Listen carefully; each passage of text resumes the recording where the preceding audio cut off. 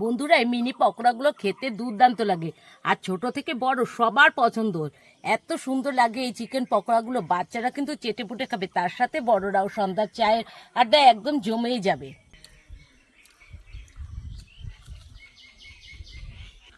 উপরে মুচমুচে একদম, আর ভিতরটা বেশ একটু নরম নরম, দারুণ হয়েছে বন্ধুরা।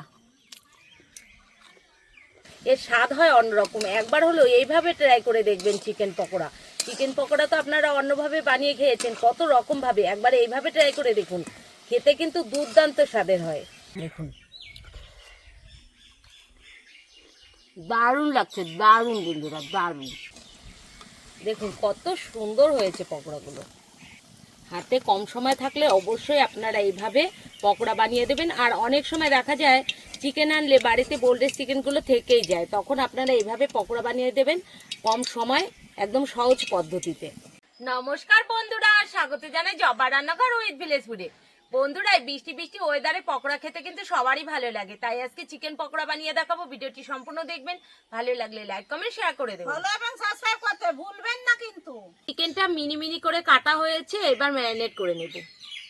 প্রথমে দিয়ে দেব কুচি করা পেঁয়াজ,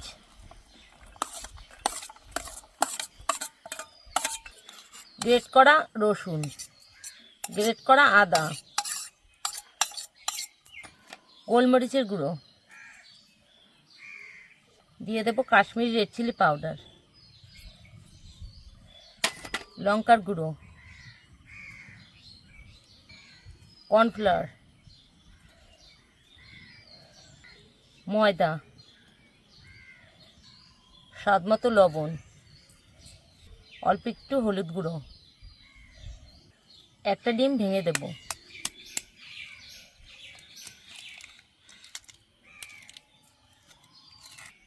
এক মুটকি সয়া সস,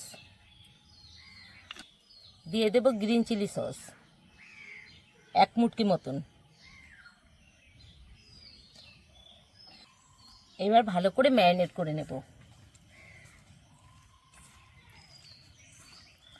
বন্ধুরা, হাতে কম সময় থাকলে অবশ্যই এইভাবে ছোট ছোট করে মাংস টুকরো করে এইভাবে তাড়াতাড়ি করে পকোড়া বানিয়ে নেবেন, খুব তাড়াতাড়ি হয়ে যায় এই পকোড়াটা।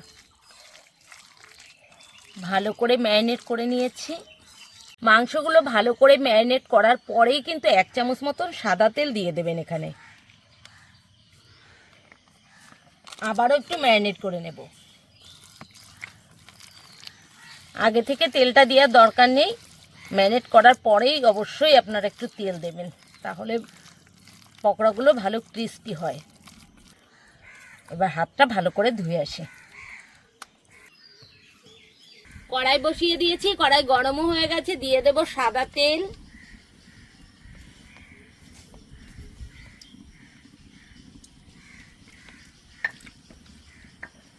তেল ভালো করে গরম করে নিয়েছি, এবার একটা একটা করে দিয়ে দেব।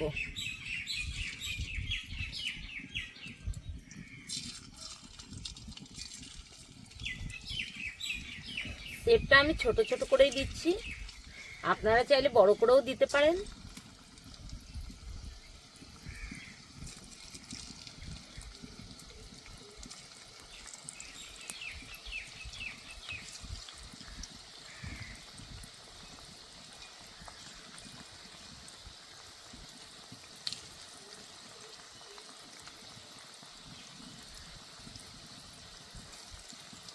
আর জালটা আস্তে আস্তে দেবেন, তাহলে মাংসটা ভেতর থেকে ভালো সেদ্ধ হয়ে যাবে আর ভাজাটা মুচমুচে হবে।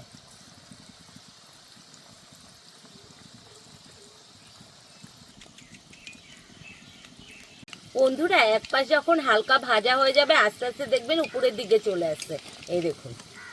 এবার উল্টে দিচ্ছি।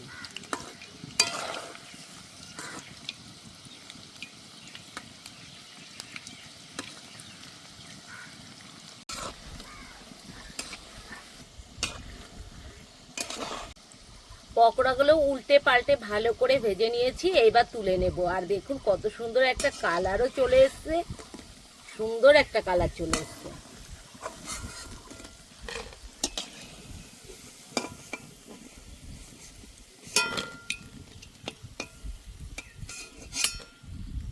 আর কটা আছে, এই কটাও ভেজে নেব। পরপর দিয়ে দেব।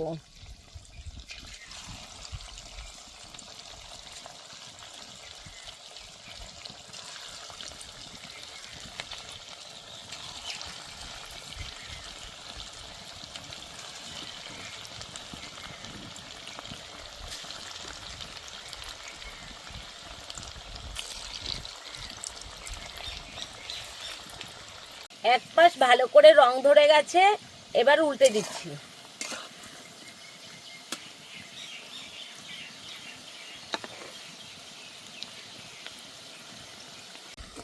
বন্ধুরা, আমি এখানে একটু বিরিয়ানি মশলা ব্যবহার করেছি, আপনাদের দেখানো হয়নি। অবশ্যই এভাবে পকোড়া বানালে একটু বিরিয়ানি মশলা দিয়ে দেবেন। আর এই পকোড়াটা একদম যে খুব মুচমুচে হবে সেটাও হবে না, হালকা একটু নরম আবার একটু মুচমুচে হবে। এই পকোড়াটার স্বাদটাই আলাদা, একটু পেঁয়াজের ভাগটা বেশি দেওয়াতে এর স্বাদ হয় অন্যরকম। একবার হলো এইভাবে ট্রাই করে দেখবেন চিকেন পকোড়া। চিকেন পকোড়া তো আপনারা অন্যভাবে বানিয়ে খেয়েছেন কত রকমভাবে, একবার এইভাবে ট্রাই করে দেখুন, খেতে কিন্তু দুর্দান্ত স্বাদের হয়। হয়ে গেছে, এবার নামিয়ে দেব। দেখুন কত সুন্দর হয়েছে পকোড়াগুলো। হাতে কম সময় থাকলে অবশ্যই আপনারা এইভাবে পকোড়া বানিয়ে দেবেন। আর অনেক সময় দেখা যায় চিকেন আনলে বাড়িতে বোনলেস চিকেনগুলো থেকেই যায়, তখন আপনারা এইভাবে পকোড়া বানিয়ে দেবেন কম সময়, একদম সহজ পদ্ধতিতে। আর বাচ্চারা কিন্তু খুব আনন্দ করেই খাবে এই পকোড়াগুলো। বন্ধুরা দেখুন চিকেন পকোড়া কত সুন্দর কালার এসেছে, দেখতে কত সুন্দর লাগছে। টেস্টি কেমন হয়েছে খেয়ে বলছি।